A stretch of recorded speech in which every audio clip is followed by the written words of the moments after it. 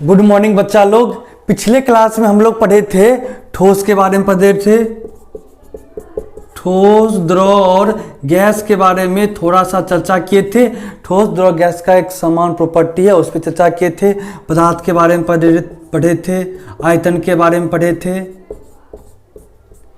और उसका कुछ एक्सपेरिमेंट भी दिखाए थे। आशा है वो चीज़ आप लोग पढ़ ले होंगे और उसको नोट कर लेना और एक दो बार रिवाइज कीजिएगा और टाइम पे रिवाइज करते रहना। आज हम दूसरा क्लास करेंगे और देखो ठोस, द्रव, गैस का बहुत सारा प्रॉपर्टी होता है। ठोस का आकार और आयतन निश्चित होता है, उसका द्रव्यमाप और क्वथनांक कुछ होता है, घनत्व उच्च होता है, इसमें विसरण होता है कि नहीं होता है। ये सब जानने के लिए ना हम कुछ इंपॉर्टेंट पॉइंट देख लेते हैं जो टर्म यूज होने वाला और इससे रिलेटेड एग्जाम में स्पेशली भी पूछा जाता है, तो वो सब भी हम देखेंगे। तो आज हम देखेंगे कि भौतिक परिवर्तन तथा रासायनिक परिवर्तन, इसके बाद इसमें देखेंगे विसरण के बारे में देखेंगे, फिर नेक्स्ट क्लास आएगा उसमें द्रव्यमाप क्वथनांक के बारे में पढ़ेंगे, तब फिर हम ठोस, द्रव और गैस का तीनों गुण एक साथ ही चर्चा कर देंगे। क्योंकि देखो तुम लोगों को कंपटीशन देना है, तुमको सब्जेक्टिव वे में नहीं लिखना, एक पेज में नहीं लिखना है, तुमको ऑब्जेक्टिव का सेंस होगा तो क्या उसी तरीके का तैयारी करवाएंगे, उसी तरीके से पढ़ाएंगे जिससे ऑब्जेक्टिव क्वेश्चन बिना छूटे, और सब्जेक्टिव भी कभी जरूरत पड़ा तो तब उसको भी कर सकते हो, इतना अच्छा से समझा देंगे। ठीक है, मेरा ऑब्जेक्टिव फॉर्म रहेगा और आज से क्वेश्चन बनवाना शुरू कर देंगे। कोई एग्जाम में पूछा वही क्वेश्चन लेंगे और देखेंगे तुम लोग बना रहे हो कि नहीं बना रहे हो। क्वेश्चन आराम से बनाए, उसका टेंशन नहीं लेना। ठीक, तो शुरू करते हैं। आज हम देखेंगे भौतिक परिवर्तन था रासायनिक परिवर्तन, इंग्लिश में बोलेंगे फिजिकल चेंज और केमिकल चेंजेस। ये दोनों राम है तो लक्ष्मण है, देख लो। तो जब भी राम का नाम आएगा तो लक्ष्मण जी का भी नाम आएगा, तो इसलिए दोनों साथ साथ रहेगा तभी अच्छे से समझ सकते हो। देखो साइकिल का एग्जांपल लेते हैं। आगे वाला चक्का होता है, पीछे वाला चक्का। ये चक्का हटा दोगे तो साइकिल चलेगा? नहीं चलेगा। इसलिए ये दोनों एक ही साथ समझेंगे तो बहुत ज्यादा क्लियर होगा और कंफ्यूजन नहीं होगा। तो अब देखते हैं फिर क्या भौतिक परिवर्तन के बारे में क्या कर रहा है कि कोई परिवर्तन हुआ और उसमें उसके पदार्थ में कोई नया पदार्थ नहीं बना, मतलब कुछ चेंज हुआ लेकिन कुछ परिवर्तन हुआ लेकिन नया पदार्थ नहीं बना है। और रासायनिक परिवर्तन क्या होता है कि कोई परिवर्तन हुआ तो उसमें नया पदार्थ बन जाता है। अब इसका एग्जांपल समझाते हैं। यहां पे ध्यान दो, ये देखो माचिस का तिल्ली है, इसको तोल दिए। माचिस का तिल्ली निकाला, इसको भी तोल दिए, माचिस का तिल्ली कहलाया। देखो इसमें क्या, इसको क्या कुछ नया पदार्थ नहीं बना है, माचिस का तिल्ली ही है। अब हमको एक बात बताओ कि हम बर्फ लिए, बर्फ को गर्म किए तो पिघल गया।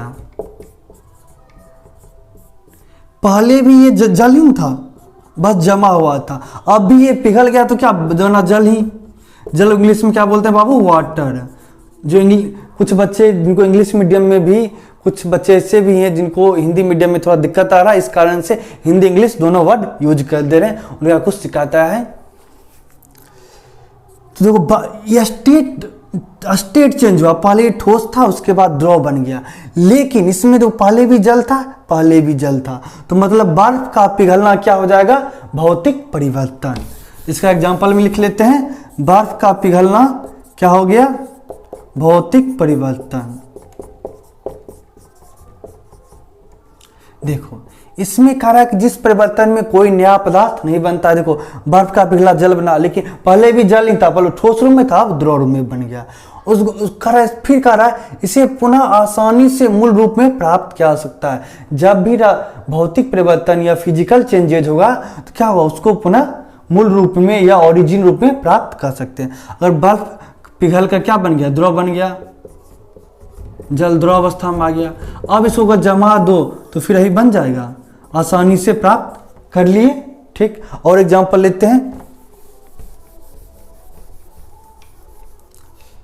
अब कोई बच्चा क्या किया कि पानी और चीनी लेके शरबत बना लिया।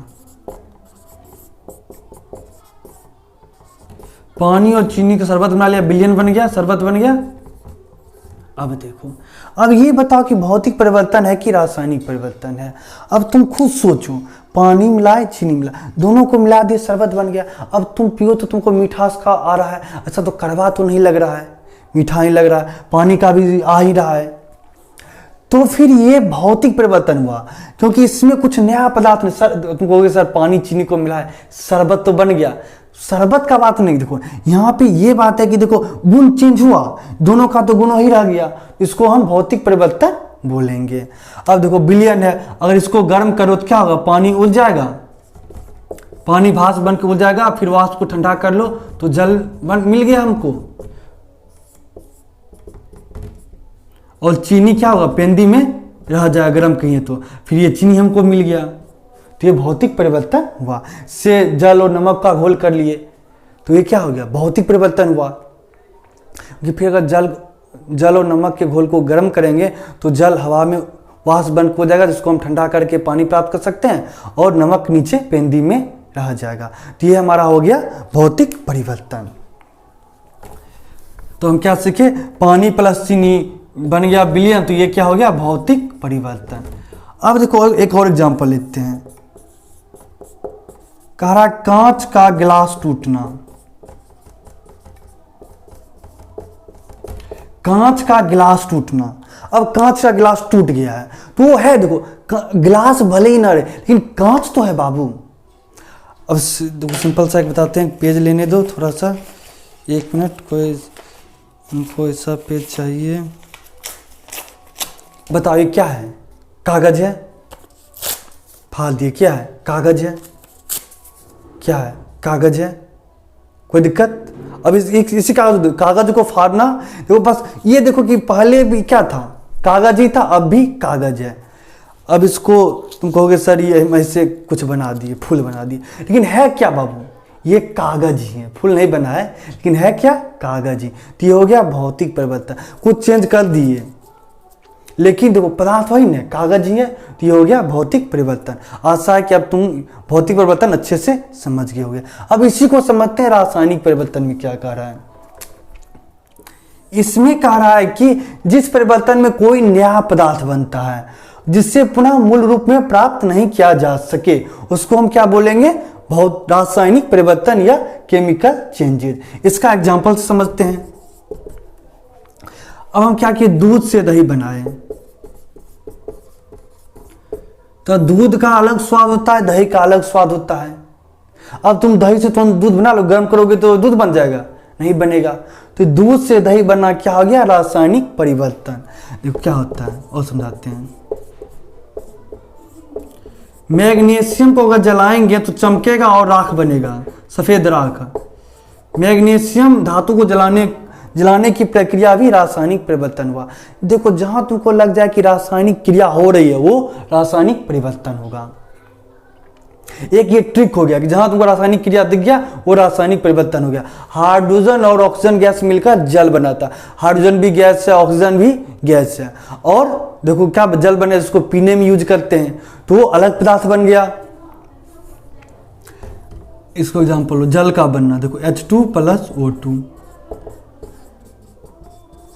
2H2। ये देखो जल बन, ये हाइड्रोजन हो गया, ये ऑक्सीजन हो गया, ये जल हो गया। अब तुम देखो हाइड्रोजन का अलग गुण होता है, ऑक्सीजन का अलग गुण होता है, दोनों मिलकर एक नया गुण वाला पदार्थ बना दिया, जल। तो ये भी रासायनिक परिवर्तन हो गया। रासायनिक अभिक्रिया है तो रासायनिक परिवर्तन होना ही होना है। और एग्जांपल में इसको लेते हैं। अब देखो इसी को हम समझाते हैं। पहले इसको तोड़ रहे थे, अब हम क्या किए, देखो अब इसको जला दिए। अब तुम बताओ इससे कोई भी तरीका है कि तुम इसको पुनः प्राप्त कर सको। अब देखो जो भाग जल गया, अब ये तो नया पदार्थ बन गया, राख बन गया। राख से इसी मात्रा काटे तुम बना लोगे, नहीं बनेगा। तो ये हो गया बाबू रासायनिक परिवर्तन। अब देखो इसी कागज को फाड़ रहे थे, अब क्या किए, कागज गलाना सही नहीं रहेगा तो कागज को रहने देते, लेकिन इसको जला देंगे तो ये भी राख बन जाएगा, तो रासायनिक परिवर्तन हो जाएगा। ठीक, तो आशा है कि इस बात को समझ गए होगे। अब थोड़ा सा और भी अंतर करवा देते हैं। देखो क्वेश्चन क्या क्या पूछेगा, पूछ लेगा कि मैग्नीशियम का जलना कौन परिवर्तन है। ऑप्शन देगा रासायनिक परिवर्तन, भौतिक परिवर्तन, एक दो और फालतू का ऑप्शन दे देगा। तो क्या मानना है, मैग्नीशियम का जलना रासायनिक परिवर्तन है। दूध से दही का बनना कौन परिवर्तन है, तो रासायनिक परिवर्तन। पूछेगा बर्फ का पिघलना कौन परिवर्तन है, तो भौतिक परिवर्तन। अब तुम ये क्वेश्चन पूछ सकता है कि कांच का गिलास टूट गया है तो कौन परिवर्तन हुआ, भौतिक परिवर्तन। अब तुम बताओ, इधर लिख रहे हैं तो समझ ही रहोगे। बल्ब का जलना, बल्ब का जलना क्या होगा, ये हमारा हो गया भौतिक परिवर्तन। वो स्विच ऑन ऑफ किए, स्विच ऑन किए तो बल्ब जल गया, स्विच ऑफ किए तो बल्ब बंद हो गया, बुझ गया, तो ये हो गया भौतिक परिवर्तन। तो इसी तरह का क्वेश्चन पूछ सकता है कि बल्ब का जलना रासायनिक परिवर्तन हुआ या भौतिक परिवर्तन, तो आराम से भौतिक परिवर्तन मारो, इसको नोट कर लो। एक थोड़ा सा एक और डिफरेंस कर देते हैं, एक बार एक चार्ट बना देंगे, इसको पहले नोट कर लो, तब तक तुम लोग पर हमको समझ में आ गया। नया पदार्थ, भौतिक परिवर्तन में नया पदार्थ नहीं बनता है, रासायनिक परिवर्तन में नया पदार्थ बनता है। ठीक, इसमें अस्थायी परिवर्तन होता है, क्यों से बल्ब को जलाए फिर स्विच करके ऑफ कर सकते हैं। लेकिन एक बार दूध से दही बना लिए तो फिर दही से दूध बनाना मुश्किल है। अब कह रहा ये आसानी से उत्क्रमणीय है, एक पढ़ा अनुत्क्रमणीय, बहुत ही इजी वर्ड है। इसको इंग्लिश में बोलेंगे रिवर्सिबल, इसको बोलेंगे इरिवर्सिबल सिबल। तो इसको समझते हैं। हम क्या किए, बर्फ लिए, इसको गर्म किए तो गर्म करने पर हमको क्या मिल गया, जल मिल गया, वाटर मिल गया। अब देखो, अब ये कह रहा उत्क्रमणीय मतलब रिवर्सिबल, रिवर्स समझ लो मतलब बैक लेना। अब एक बार बन गया, जल से बर्फ बनाना भारी काम है, फ्रिज में डाल दो, जमा दो, तो क्या बन गया, बर्फ बना दिया। जिसको आसानी से एक बार देखो यहाँ से चल गए, फिर यहाँ से आ गए, तो ये रिवर्स कर गए, आसानी से कर गए, तो ये क्या हो गया, हम रिवर्सिबल हो गए। आराम से यहाँ से यहाँ चल गए, फिर उधर आ सकते हैं। इसी तरह बर्फ को जल बना दिए, जल को जमा दिए, ठंडा कर दिए तो बर्फ बन गया। तो ये क्या हो गया, भौतिक परिवर्तन था। तो भौतिक परिवर्तन क्या हो गया, रिवर्सिबल, मतलब अगर चेंज हो गया उस चेंज को पुनः बैक कर सकते हैं। देखो ये है, इसको खोलें, फिर इसको लगा दिए, मतलब ढक्कन का खोलना, ढक्कन का लगाना क्या हुआ, रिवर्सिबल प्रक्रिया या उत्क्रमणीय, कि उसको पुनः प्राप्त कर सकते। ढक्कन खोल दिए, क्या दिक्कत है, फिर लगा दिए, ये हुआ रिवर्सिबल हो गया। मतलब भौतिक परिवर्तन होगा तो क्या होगा, और भौतिक परिवर्तन में चेंज हुआ तो फिर उस चेंज को पुनः उसके मूल रूप में ला सकते हैं। अब देखो क्या हो गया, दूध से दही बनना। पहले ये बताओ कि दूध से दही बना, दूध में अलग पदार्थ है, दही अलग पदार्थ है, ये हो गया रासायनिक परिवर्तन। एक बार दूध से दही बन गया तो फिर दही से दूध बना सकते हो, नहीं, तो रिवर्स करना मुश्किल है, तो क्या हो जाएगा, प्राय अनुत्क्रमणीय। ठीक, अब हमको ये बताओ,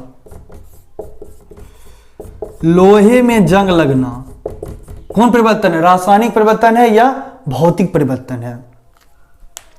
तो लोहे में लोहा है और लोहा और ऑक्सीजन अभिक्रिया करके तब जंग लगता है, तो ये क्या रासायनिक क्रिया हो गई। अब लोहा में जंग लग गया तो जब तक उसको फैक्ट्री में नहीं ले जाएंगे, गलन फैक्ट्री में या वात भट्टी में, तब तक पुनः लोहा को प्राप्त नहीं कर सकते, नया पदार्थ बन गया। तो लोहे में जंग लगना क्या हो गया, हमारा रासायनिक परिवर्तन हो गया। ठीक है, तो इसको इतना तक अब समझ गए हो। क्वेश्चन भी समझ में आ गया, क्वेश्चन किस तरह पूछ सकता है। अगर मान लो बीपीएससी में इसी क्वेश्चन को पूछना होगा तो कैसे पूछेगा, वो पूछेगा कि रासायनिक परिवर्तन का गुण है, कहेगा कि नया पदार्थ बनता है, अस्थायी परिवर्तन होता है, उसके बाद कहेगा अस्थायी परिवर्तन होता है, उसके बाद फिर कह देगा क्या कि नया पदार्थ नहीं बनता है।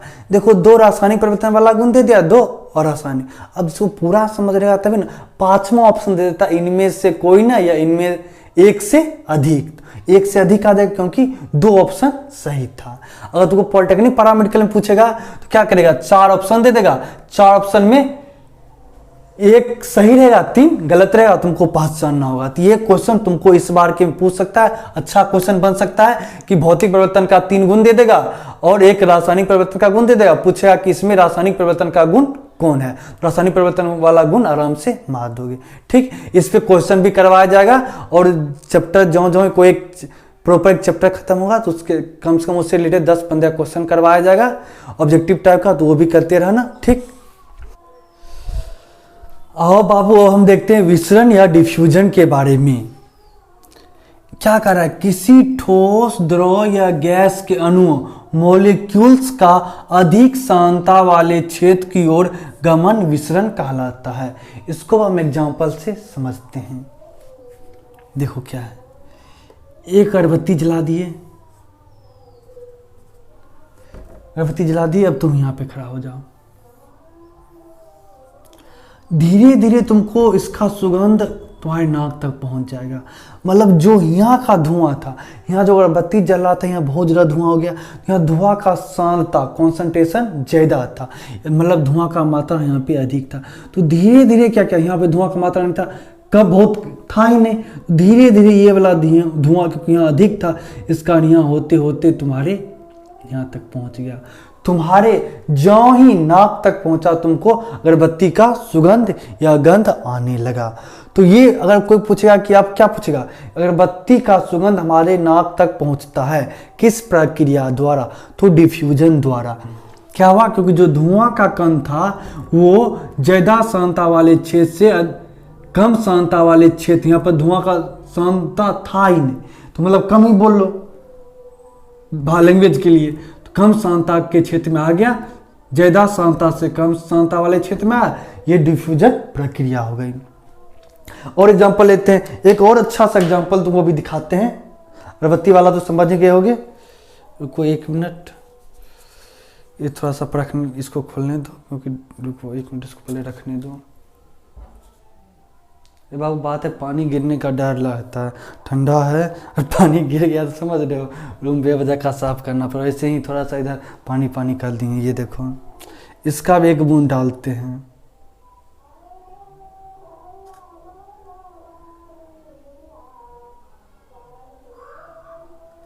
अब तुम देखो, कुछ दिख रहा है तुमको, धीरे धीरे देखो, पहले यहां डाले थे, अब क्या हो गया, तुमको ब्लैक ब्लैक दिख रहा होगा, देखो धीरे धीरे ब्लैक ब्लैक नीचे होते जा रहा है। ये क्या हो, सब जगह फैल गया है। ये स्याही पर कहाँ एक जगह डाले थे, लेकिन देखो धीरे धीरे धीरे धीरे ये नीचे आ रहा और फैलते जा रहा। तो ये क्या हो गया, कण का डिफ्यूजन हो गया, विसरण प्रक्रिया हो गई। देखिए तुम एक जगह डाले लेकिन पूरा जगह स्याही फैलने लगा, यह क्या प्रक्रिया हो गई, विसरण। कम शांत एक जगह दी अधिक सांद्रता था, धीरे धीरे उसके बाद ये सब जगह फैलने लगा, जहां कम सांद्रता था या जहां स्याही की मात्रा कम थी। तो अब कहेगा अगर स्याही को पानी डाल दिए तो अगर स्याही फैल रहा है तो कौन प्रक्रिया हो गई, डिफ्यूजन प्रक्रिया हो गई। अब बच्चा लोग को बहुत कंफ्यूजन होता है प्रासरण और डिफ्यूजन में। विसरण और प्रासरण में क्या, ये ऑस्मोसिस को इंग्लिश में कहते हैं। अब देखो ये बताओ, यहाँ अगर बत्ती जलाए तो आसपास कोई बॉडीगार्ड था इसको रोकने वाला, नहीं था, आराम से फैल गया। अब विसरण प्रक्रिया को समझो, एक किशमिश का दाना लो, अब पहले पानी भर लो, अब इसमें एक किशमिश का दाना डाल दो। देखो अब क्या होगा, पानी इसके अंदर चल जा रहा है। अब ये बात ध्यान रखना कि इसके आगे एक सेमी परमेबल मेम्ब्रेन अर्धपारगम झिल्ली, जो छिलका है किशमिश का, वो सेमी परमेबल मेम्ब्रेन की तरह कार्य करता है। एक और एग्जांपल देते हैं। अब क्या करो, पानी का टुकड़ा फिर लो, सॉरी पानी टुकड़ा बोल रहे हैं, पानी ले ली, इसको नमक इसमें डाल दो, क्या हो गया, अब पानी नमकीन बन गया। अब क्या करो तुम इसमें, अब पानी पहले नमक डाले तो अब पानी में देखो नमक डाल दी, उसके बाद किशमिश का दाना डाल दो तो किशमिश फूल जाएगा। अब क्या करो, किशमिश को पानी से निकाल लो, उसको अच्छे से धो लो, फिर खाओ, तुमको नमकीन नहीं लगेगा। क्यों, क्योंकि सिर्फ पानी को अलाउ किया और ये नमक को अलाउ अंदर नहीं किया। कौन, जो किशमिश का छिलका था, वही हो गया अर्धपारगम झिल्ली। मतलब मिल तो रहा है, लेकिन अगर बीच में कोई अर्धपारगम झिल्ली आ गया तो वो सिलेक्टेड पर्सन को ही अलाउ करता है। जैसे मान चलो कि तुम कहीं बड़ा जगह शादी, कहीं बड़े फैमिली में शादी हो रहा है, टाटा अंबानी बिरला सब आदमी जा सकता है, नहीं जा सकता, तो कार्ड होना चाहिए, कार्ड दिखाएगा तभी ही जाने देगा। तो बस तो भाई ये कार्ड हो गया। जहां पे कार्ड वाला सिस्टम आ गया, तुमको जहां कार्ड दिख जाए वो क्या हो जाएगा, ओस्मोसिस प्रक्रिया या प्रासरण या ओस्मोसिस। या तुमको कार्ड जहां नहीं दिखे, जहां दो चीज मिल रहा, रोकने वाला कोई नहीं हो। अब तो क्या किए हम, यहाँ स्याही डालें, इसको बीच में दोनों मिल रहा था, कोई रोकने वाला था नहीं, रोकने वाला था, तो ये क्या हो गया, डिफ्यूजन। और जहां पर कोई मान लो कोई झिल्ली लगाते, पारगम झिल्ली, तो कुछ चीज को रोक लेता, कुछ चीज को ही अलाउ करता, तो वो क्या हो जाता, जिस क्वेश्चन में अर्ध पारगम झिल्ली का चर्चा हो जाए, समझ जाना क्या है, प्रासरण प्रक्रिया है। अब विसरण में क्या होगा, कोई अर्ध पारगम झिल्ली नहीं होगा, दो चीज को मिलाएंगे आराम से मिलेगा, वो हो जाएगा विसरण। अब हमको बताओ कुछ एग्जांपल दे। अब क्वेश्चन की सॉरी मिटा दिए, इसको लिख देते हैं, प्रासरण ओस्मोसिस क्या होगा, अर्ध पारगम झिल्ली हो जाएगा, सेमी परमिएबल मेम्ब्रेन। ठीक, अब जो क्वेश्चन करवाते इसको पहले नोट कर लो। इसका एग्जांपल में क्या लिख लोगे, इत्र का सुगंध हो गया,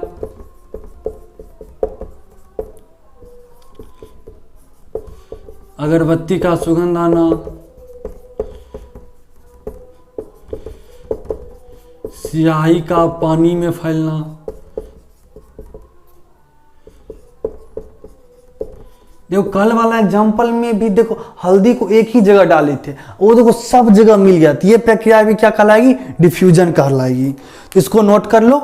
और ये किसमिस का जहां पे पारगम झिल्ली का चर्चा हो जाए, जहां पे दो चीज मिलने वाला लेकिन बीच में रुकावट आ जाए, कोई मतलब अलाउ करने वाला गार्ड आ जाए, तो वो प्रक्रिया क्या कहलाएगी, प्रासरण। मिलेगा तो जरूर, कुछ मिलेगा कुछ नहीं मिलेगा, इसमें दोनों को मिला देंगे तो मिलेगा ही।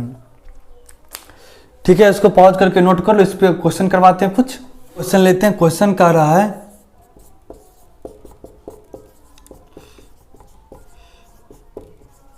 इत्र का सुगंध का इत्र के सुगंध का हमारे नाक तक पहुंचना कौन प्रक्रिया है। ऐसा क्वेश्चन पूछ सकता, ऑप्शन दे दिया, वाष्पन दे दिया, दो प्रासरण दे दिया, 3 तुमको दे दिया विसरण दे दिया, चौथा उद्पातन दे दिया। अब बताओ, ईद का सुगंध का हमारे नाक तक पहुंचना क्या होगा इसका आंसर।